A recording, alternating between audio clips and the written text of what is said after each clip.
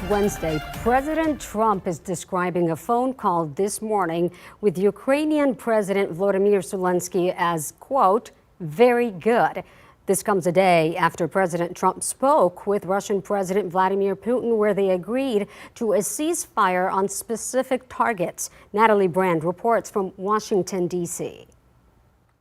Following a phone call Wednesday with Ukrainian President Volodymyr Zelensky, President Trump said, quote, everything is on track. It follows President Trump's Tuesday phone call with Russian President Vladimir Putin, where the two leaders say they agreed to a ceasefire covering energy and infrastructure. The leaders agreed Ukraine and America will continue working together to bring about a real end to the war. Tuesday's agreement fell short of a full 30-day ceasefire.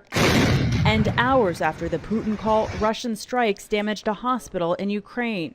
National Security Advisor Mike Waltz says teams are heading to Saudi Arabia to try to hammer out terms of the ceasefire. We are going back and forth at every level, driving both sides towards a ceasefire and driving both sides towards an end to this war. Experts on the region say it remains to be seen where negotiations go from here. What seems clear to me is Putin is at a minimum holding out for more time just to try and take as much territory as possible. Back in Washington, the administration is facing a series of legal setbacks. On Fox News, President Trump criticized judges who ruled against him. These are judges that shouldn't be allowed. I think at a certain point you have to start looking at what do you do when you have a rogue judge. The comments follow a rare rebuke from Chief Justice John Roberts after President Trump called for the impeachment of the judge in the latest case over deportation flights.